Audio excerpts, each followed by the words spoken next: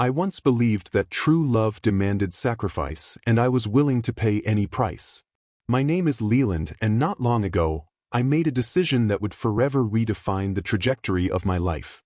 I willingly walked away from a glittering career in finance, leaving behind the relentless clamor of boardrooms, the ceaseless pursuit of corporate triumphs, and a future paved with ambition. In exchange, I embraced what I considered a higher calling: to build a home and nurture a family. Marisol, my wife, and our two bright children quickly became the center of my universe. We moved into a modest mid-century house on the edge of a bustling city, a place where the mornings began with the rich aroma of freshly brewed coffee mingling with the soft strains of classic records, and the evenings unfolded over quiet conversations and chamomile tea. For years, I took immense pride in the sacrifice I made. Each sunrise was a living testament to the decision to invest my energy, my identity, and even my dreams into creating a life of warmth, stability, and love. I found solace in our daily rituals: the early morning hours spent preparing breakfast with careful attention, the joy of escorting our children to school, and the satisfaction of returning home to a house that buzzed with the modest pleasures of family life. In those moments, I truly believed that every personal ambition I had set aside was repaid tenfold by the love and security we shared. Marisol, radiant and nurturing, was more than just my partner. She was the living embodiment of the promise we had made to one another. Her graceful presence and tender care filled our home with light. I would often watch her move about the house, her laughter echoing softly in the kitchen, her gentle smile brightening even the simplest tasks, and I felt convinced that my sacrifice was not only noble but also deeply worthwhile. Yet, as the seasons changed, so too did the subtle rhythms of our lives. At first, the discrepancies were so slight that I dismissed them as the natural frictions of busy, evolving routines. A text message left unanswered a little longer than usual here, or a fleeting hesitation in Marisol's smile as she picked up her phone there, were brushed aside with reassurances to myself. She's an independent, vibrant woman with her own circle of friends. A girl's night out is nothing more than a harmless escape from the monotony of everyday responsibilities. Still, in the quiet hours when the children had long since drifted off to sleep and the house grew hushed, I found myself reaching for my old leather journal. It was a relic from a time when I still harbored dreams of writing poetry and prose, and it became the repository for my observations. I began to note the delicate changes that might have otherwise gone unnoticed: the subtle shift in the tone of her laughter, the way her eyes would suddenly dart away if caught off guard, and the extra minutes she seemed to steal after promising to be home by a specific time. Each entry was a quiet testimony to an intuition I could not quite silence, a whisper that maybe my sacrifice had come with hidden costs. I would often spend evenings on the back porch, watching the world slowly darken as the city lights emerged, pondering over the sacrifices I'd made. In those moments, I recalled the glittering days of my past career, the adrenaline of making high-stakes decisions and the prestige of corporate success. Yet, I had traded all of that for the promise of a peaceful, loving home. I justified it by telling myself that the warmth of family and the beauty of everyday life were rewards no boardroom triumph could ever match. Still, a part of me wondered if, in giving up my ambitions, I had left behind pieces of myself I could never reclaim. One cool autumn evening, when the sunlight painted the living room in golden hues and the shadows of the trees danced gently on our walls, Marisol announced with a cheerful lilt that she was heading out for a girls' night with her friends. I helped her into her coat, our parting kiss lingering a little longer than usual as I tried to mask a growing, inexplicable sense of caution. As I watched her walk away down the tree-lined street, her laughter echoing faintly behind her, I couldn't help but feel that there was something in that sound, once a soothing melody of reassurance, that now carried a note of uncertainty. That night, alone with only the soft flicker of the hearth for company, I turned the pages of my journal by the glow of a solitary lamp. I reread my earlier entries, each one filled with small details that now seemed ominous in hindsight. I wondered if the sacrifices I had made, the career I had willingly relinquished, the ambitions I had abandoned had inadvertently exposed vulnerabilities I had never anticipated. The house, once a fortress of our shared dreams, now felt like a silent witness to subtle fractures in our once unshakable bond. As I closed the journal and settled into a restless sleep, my mind was awash with doubts and questions. I was unaware that in the coming days, the very foundation of our love would be challenged by a truth too painful to imagine, a truth that would force me to confront the delicate balance between sacrifice and betrayal. In that moment of uneasy slumber, the sacrifices I had made seemed both noble and precarious, the promise of a united future hanging in a fragile balance between hope and despair. I awoke the next morning to the soft light of dawn filtering through our curtains, and I carried with me the weight of that lingering unease. As I moved through the familiar routines preparing breakfast, listening to the cheerful sounds of our children, the memory of that autumn evening clung to me like a shadow. I wondered silently if the sacrifices of my past would someday demand a heavier price than I had ever envisioned. And though I tried to convince myself that our life was built on an unbreakable foundation, deep within me, a small, persistent voice whispered that not all promises are as steadfast as they seem. In the days that followed Marisol's night out, an unsettling quiet began to seep into our home, a silence that grew heavier with each passing day. Our once lively dinner table, which had always been a stage for shared stories and warm laughter, now seemed muted and reluctant. The easy banter we once enjoyed had given way to awkward pauses, as if words were caught somewhere between our hearts and our lips. When Marisol recounted her evenings, her narratives felt strangely rehearsed and incomplete, as though she were carefully choosing which details to reveal and which to keep hidden. I started noticing small, almost imperceptible details, the way her eyes would sometimes dart nervously toward her phone as soon as she mentioned meeting friends, or the subtle tightening of her jaw when a particular topic came up. Her smile, which had once been so open and genuine, now occasionally flickered with hints of sorrow and guardedness, as if she were holding back a secret. Every evening, after the children had retired to bed and the house grew still, I would retreat to the solitude of our study. There, surrounded by the familiar scent of old books and the soft glow of a desk lamp, I painstakingly recorded my observations in my leather-bound journal. I noted every instance, the precise times when Marisol left and returned, the brief moments when her voice faltered during conversation, and even the slight shifts in the cadence of her laughter that hinted at something unsaid. At first, I tried to reassure myself that these were mere minor imperfections, inevitable side effects of a hectic life, natural pauses in an ever-changing routine. But as the entries multiplied, a distinct pattern began to emerge, one that I could no longer dismiss as trivial or accidental. One rainy afternoon, with soft droplets tapping the window and the world outside seeming to weep in unison, I gathered my courage and gently asked Marisol for more details about her recent nights out. The conversation was brief and clipped. Her response was a hurried, almost mechanical, "I was just catching up with an old friend," punctuated by a fleeting, almost guilty glance at her phone. In that moment, my heart sank, and a chill seemed to settle in the pit of my stomach.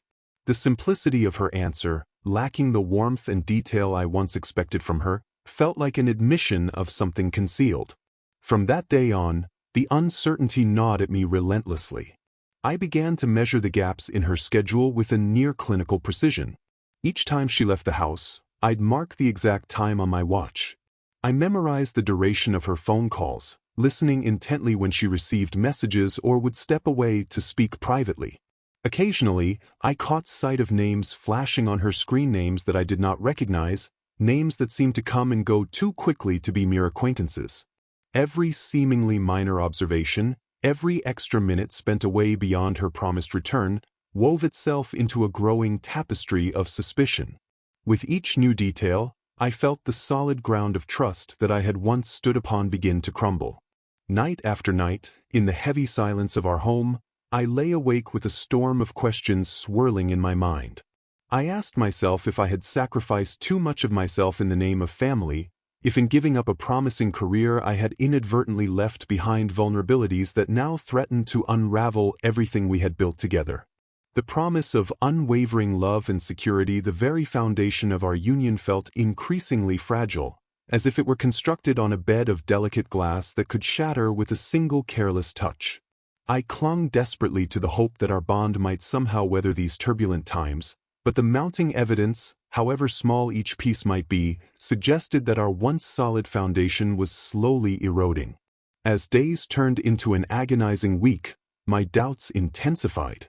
I began timing her absences and even quietly took note of the number of minutes between her departure and return. I made mental lists of the names that briefly appeared on her phone, whispering them to myself in the quiet of the night as if they were incantations that could either banish or confirm my suspicions. Every detail, no matter how seemingly insignificant, became a vital piece of the puzzle, and together they painted a picture that was too ominous to ignore. There were evenings when the house itself seemed to share in my unease. The laughter of earlier times was replaced by a heavy, almost oppressive silence. Even the familiar creaks of the old house seemed to whisper secrets in the darkness. I would sit by the window, watching the raindrops race down the glass, and feel the weight of unspoken words pressing in on me. The gentle hum of life that had once filled our home had been replaced by an undercurrent of tension, a reminder that beneath the veneer of normalcy, something was profoundly amiss. In the solitude of these moments, I wrestled with a painful internal battle.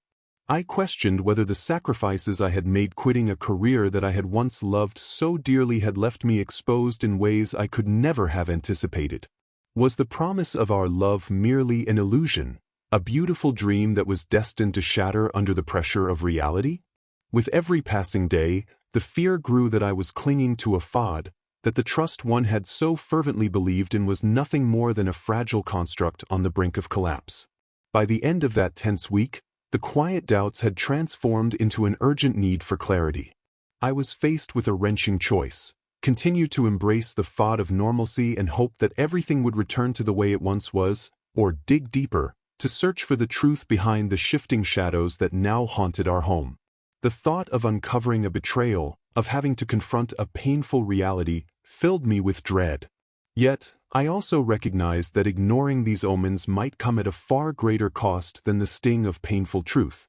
In a final act of resolve, I decided that if my doubts proved unfounded, I would find solace in the strength of our renewed closeness. But if the truth revealed a deeper betrayal, then I would have no choice but to face it head-on, no matter how devastating the revelation might be. With a heavy heart and a mind weighed down by an ever-growing tapestry of suspicion, I braced myself for what was to come, knowing that the cost of ignoring these subtle signs could shatter the fragile hope that I so desperately clung to. The truth, as it often does, arrived in a moment both unexpected and shattering, moment that froze time and shattered my carefully constructed world. One seemingly ordinary evening, when Marisol casually announced yet another girls' night, I reached a breaking point. I could no longer remain a passive observer, content to let the subtle hints of deception pass me by. Fueled by a desperate need to know the unvarnished truth, I slipped out into the cool, unsettled twilight and began to follow her. Every beat of my heart pounded with a fierce intensity, as though warning me of the inevitable storm ahead. I trailed her through the labyrinth of busy city streets, keeping a discreet distance while my mind raced with anxious possibilities. Neon reflections shimmered on rain-slick pavement beneath my feet, each glimmering droplet of light a reminder of my growing dread and the dark unknown that lay ahead. At first, Marisol moved confidently with a lively group of friends, their laughter and animated chatter blending with the urban symphony of honking cars and distant sirens. They navigated the night as if the world were a grand stage set for joyful reunion. Yet, as the minutes slipped by, I watched with a mounting sense of foreboding as she gradually parted ways from the group.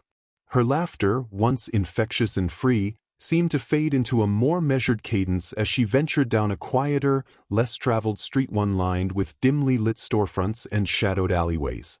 Every step she took sent my pulse racing faster, the weight of uncertainty growing heavier with each cautious stride. I moved in silence, my own footsteps muffled by the soft hum of distant traffic and the steady patter of rain, as I followed her deeper into a part of the city that I had rarely seen before. Eventually, my pursuit led me to the curb of a sleek, upscale restaurant and establishment whose polished glass facade and ambient glow were completely at odds with the casual, familiar haunts Marisol usually frequented. I parked my car a short distance away, slipping out into the cool air and positioning myself near a large window that offered a clear view of the entrance. From this hidden vantage point, I waited, breath held in a mix of trepidation and grim resolve, for the truth to reveal itself. Inside, the restaurant was bathed in the gentle glow of ambient lighting that softened the sharp edges of the modern decor. I watched as Marisol stepped through the entrance with an air of practiced confidence. For a few precious moments, she appeared alone, her features relaxed and her expression unguarded. But then, as if summoned by fate, a tall, impeccably dressed man emerged from the lobby. He approached her with an effortless grace that belied the intensity in his eyes, a confident, self-assured presence marked by a smile that hinted at secrets and promises of intimacy. As I observed, a cold realization gripped me. This man was no ordinary acquaintance. His hand reached out and found hers with a tenderness that was both disarming and deeply personal, a gesture that spoke of a connection far deeper than mere casual friendship. I later learned that his name was Hollis, a name that echoed in my mind like a verdict. It turned out that he was not only her companion that night but also her boss, a man whose influence and authority now took on a more sinister hue. I fumbled with my phone, my hands trembling as I attempted to capture every whispered word, every shared glance that confirmed my worst fears. Each soft laugh and every lingering touch seemed to imprint itself upon my memory, branding me with a pain so acute that it threatened to overwhelm me. In that moment, the sacrifices I had made, the career I had forsaken, the future I had envisioned seemed to be repaid with a betrayal so profound that it defiled everything I had built. The intimate scene unfolding before my eyes was not an innocent reunion or a benign catch-up.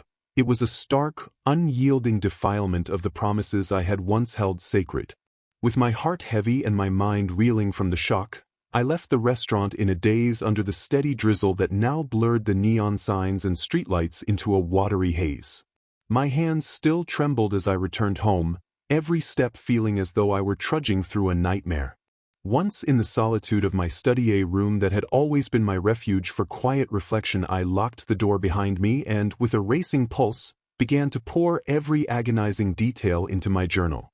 I wrote about the way Marisol's eyes lit up in a moment of careless delight when Hollis smiled, about the tender caress of his hand along her arm, and about the secretive words that passed between them in hushed tones over the table. Each word I recorded felt like another nail driven into the coffin of the dreams I had once so lovingly nurtured. The act of writing became both a catharsis and a condemnation, a ritual through which I tried to capture the unbearable truth. I realized then that the life I had sacrificed for our family, the very future I had once envisioned, was being tarnished by a betrayal so deep that no amount of reassurance could mend the fracture. The intimate scene I had witnessed was a vivid, searing testament to the fact that the promises I had once believed were unbreakable had been defiled beyond recognition. In that moment, I vowed that the truth, however painful it might be, must now be confronted head-on. No longer could I hide in the silence of my doubts or the quiet of my study. The reality was out there, and it demanded to be faced, no matter the cost. In the days that followed, I transformed my personal anguish into a single-minded quest for irrefutable proof. Every minor detail, every anomalous behavior, became a vital piece of the puzzle that would expose Marisol's betrayal. I delved into her phone records and scrutinized her social media profiles with relentless determination. Each late-night text message, every unexpected phone call, and the fleeting names that crossed her screen were recorded meticulously in my journal. I gathered the photos and short video clips I had captured outside the restaurant and digitized them alongside screenshots of intimate text exchanges that revealed the nature of her secret rendezvous with Hollis. With careful precision, I constructed a timeline that spanned weeks of girls' nights that had gradually morphed into clandestine meetings. Every entry was labeled with dates, times, and even the locations where these hidden trysts occurred. The dossier began to emerge as a damning mosaic, a visual and written testament to a systematic betrayal that left no room for denial. Yet, even as the physical evidence mounted, an internal conflict stirred within me. In the quiet hours of the night, I would stare at the compiled files and wonder if my relentless pursuit of proof was changing me. Was I in danger of losing the compassionate man I once was, a man who believed in forgiveness and the sanctity of family? Each time those doubts arose, I recalled the intimate moments I had witnessed between Marisol and Hollis, and the overwhelming pain they had inflicted. The answer, though bitter, became clear. The cost of betrayal was too high to allow any semblance of compassion to remain unchallenged. By the end of an agonizing week, my dossier was complete, a comprehensive chronicle of every lie, every furtive meeting, every stolen moment of intimacy that had defiled our shared future. I knew that soon the time would come to confront Marisol with this unassailable truth, and that when that moment arrived, nothing would be able to hide the betrayal. The dossier was not merely evidence, it was the embodiment of every broken promise, every sacrifice repaid in deceit. With a heavy heart and a resolve tempered in sorrow, I closed my journal, bracing myself for the confrontation that would follow. The day of reckoning arrived beneath a leaden sky that mirrored the weight of my grief. I invited Marisol to our home under the pretext of discussing our future, a final, desperate attempt to salvage what remained of our shattered promises. In our living room, once filled with laughter and shared dreams, I meticulously arranged the dossier on the coffee table.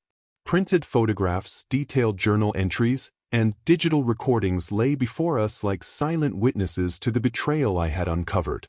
When Marisol entered, the confident smile I had once adored faltered as her eyes fell upon the damning evidence. For a long, suffocating moment, neither of us spoke. The air was thick with unspoken accusations and mounting despair. Then, my voice heavy with sorrow and resolute anger broke the silence. "Marisol," I began, my tone trembling with both heartbreak and fury, "I sacrificed everything for our family. I gave up a promising career, my ambitions, all for the dream of a future with you. And now I see that all those promises were nothing but illusions." Her eyes widened, and she stammered weakly, insisting it was just a mistake, a lapse born of loneliness, she claimed. But every piece of evidence, every recorded detail, rendered her feeble explanations meaningless. I recounted, with painstaking clarity, every late night, every secret call, every intimate message exchanged with Hollis. Each word fell like a hammer blow onto the fragile foundation of trust we had built together. As her defenses crumbled into quiet sobs, I warned her that the truth was now irrevocably exposed and that the price of my sacrifice demanded consequences beyond mere apologies. With my heart aching and my spirit hardened by months of mounting pain, I left her alone in our home, a home that now echoed with the silence of shattered dreams and broken promises. Stepping out into the chill afternoon, I vowed that Marisol and by extension, Hollis would soon have to face the full consequences of their actions. My sacrifice was too profound to be repaid with deception, and I knew that the next chapter of this painful journey would demand retribution, a reckoning that would force every broken promise into the unforgiving light of truth. In the bitter days that followed our confrontation, my anguish coalesced into a steely resolve for vengeance. I immersed myself in advanced self-defense classes and spent countless hours at the gym, transforming my body into a disciplined instrument of retribution. Every drop of sweat and every bruise earned during those grueling sessions became a physical testament to the determination that now defined me. Simultaneously, I delved deeper into the world of Hollis, the suave, polished man who had seduced Marisol with his charm and authority. I discovered that beneath his refined exterior lay vulnerabilities, reckless decisions in his personal and business life, moments of carelessness that hinted at a less invincible nature. I discreetly gathered information from former colleagues and scoured his social media, constructing a profile that revealed the human flaws behind his flawless mask. Every detail I uncovered became another weapon in my growing arsenal of vengeance. Late at night, in the solitude of our now quiet home, I poured my conflicted emotions into my journal. I wrestled with the fear that my pursuit of retribution might consume me, that I might become unrecognizable, a man transformed by cruelty. Yet, every recollection of the tender, forbidden intimacy between Marisol and Hollis stoked the fire of my resolve. I devised a plan with the cold precision of a man who had nothing left to lose. I chose a chic restaurant, a venue where Hollis frequently hosted business dinners and where Marisol had once felt confident and glamorous, as the stage for the next act of this unfolding tragedy. Every detail was mapped out: the time of the meeting, the layout of the dining room, the precise sequence of actions that would force a public confrontation. I vowed that the retribution I sought would restore my honor and serve as a stark warning. The price of betrayal is steep and irrevocable. The seeds of vengeance, planted deep within the shattered remnants of my heart, grew stronger with every painful memory. Though I sometimes questioned whether this path would ultimately destroy me, the image of Marisol's smiling face with Hollis, the intimate glances, the tender touches overrode any lingering doubt. I pledged that no matter the cost, I would force a reckoning that left both of them scarred by the truth. Under a sky heavy with dark, brooding clouds and a relentless drizzle that smeared the neon glow of the city into shifting, indistinct hues, the night of reckoning finally arrived.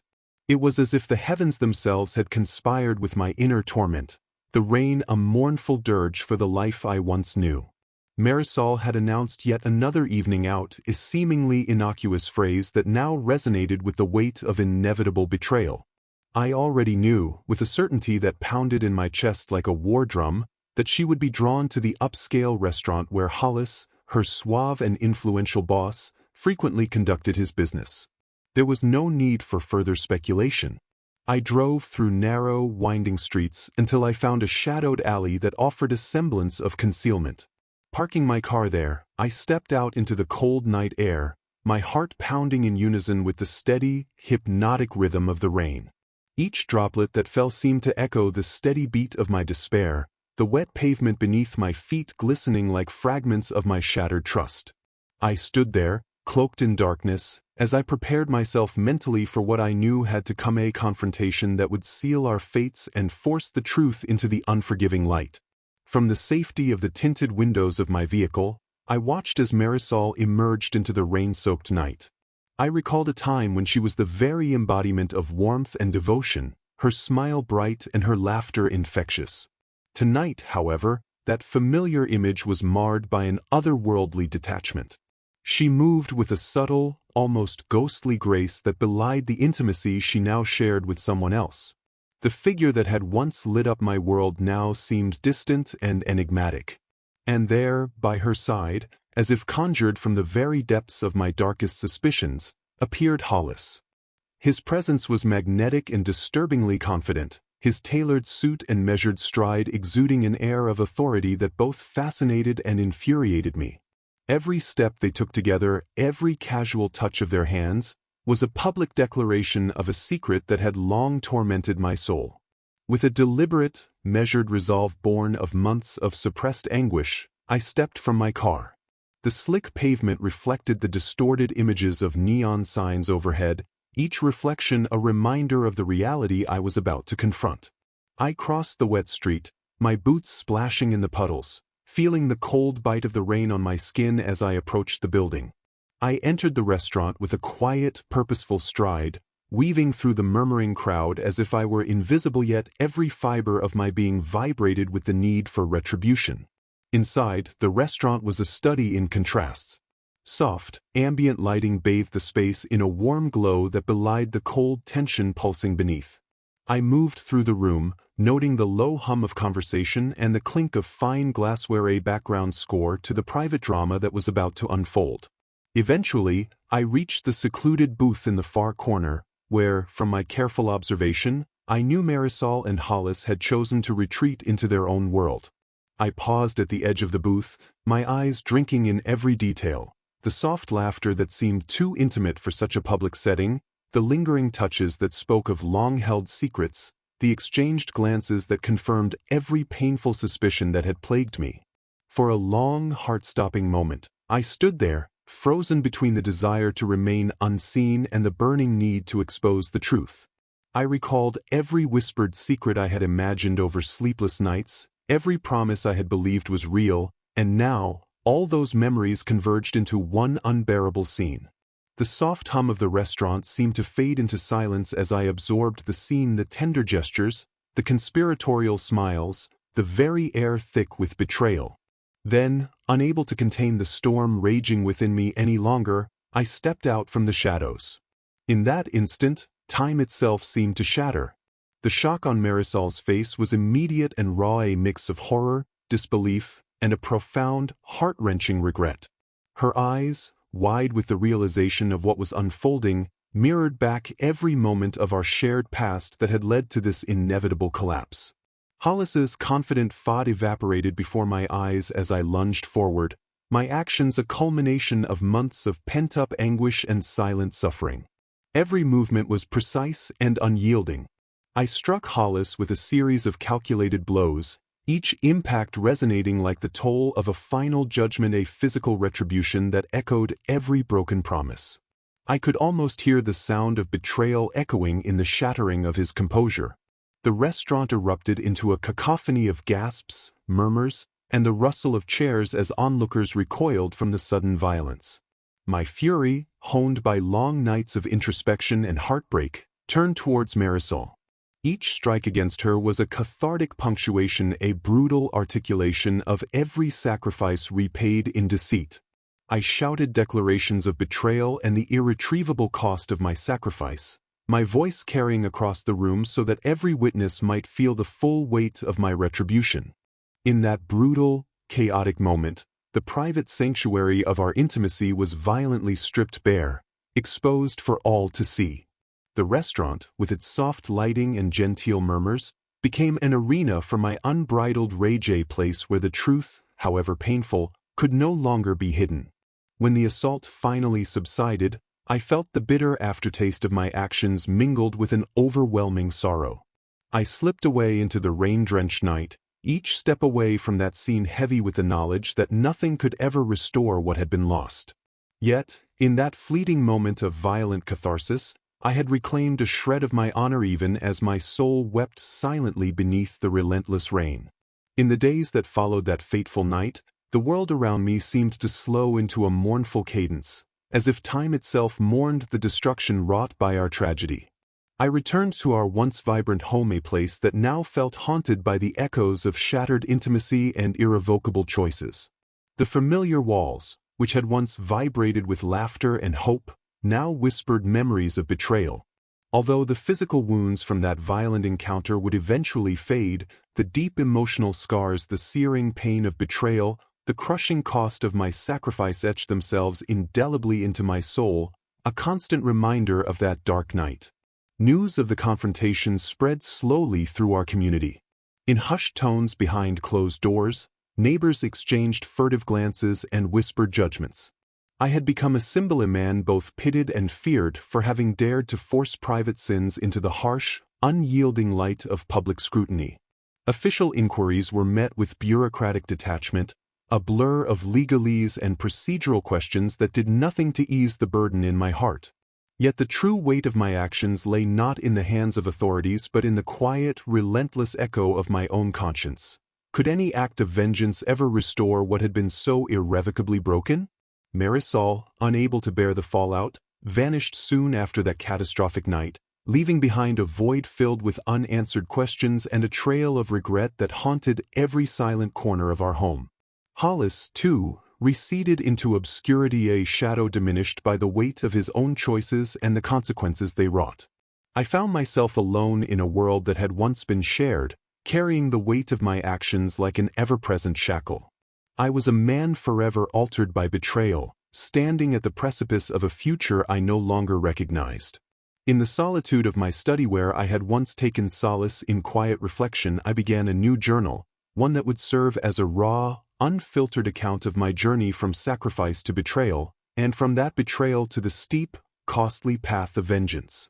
I wrote of the bitter irony that, in giving up my career and ambitions to build a family, I had envisioned a future founded on unwavering trust, a future that had instead been shattered by secrets and forbidden intimacy. Every word I penned was a struggle between a fragile hope for redemption and the stark, unyielding reality that some wounds never fully heal. I described the way the weight of my sacrifice bore down on me, how each memory of lost dreams cut as deeply as the physical scars that were slowly healing on my skin. As dawn broke on a misty morning, the light struggled to pierce the gloom of my thoughts. I stood at a crossroads, scarred both in body and soul, contemplating the future with a heavy heart. Yet, amid the sorrow and the regret, I resolved that my story would serve as a cautionary chronicle, a testament to the fragile nature of trust and the steep, irreversible price of betrayal.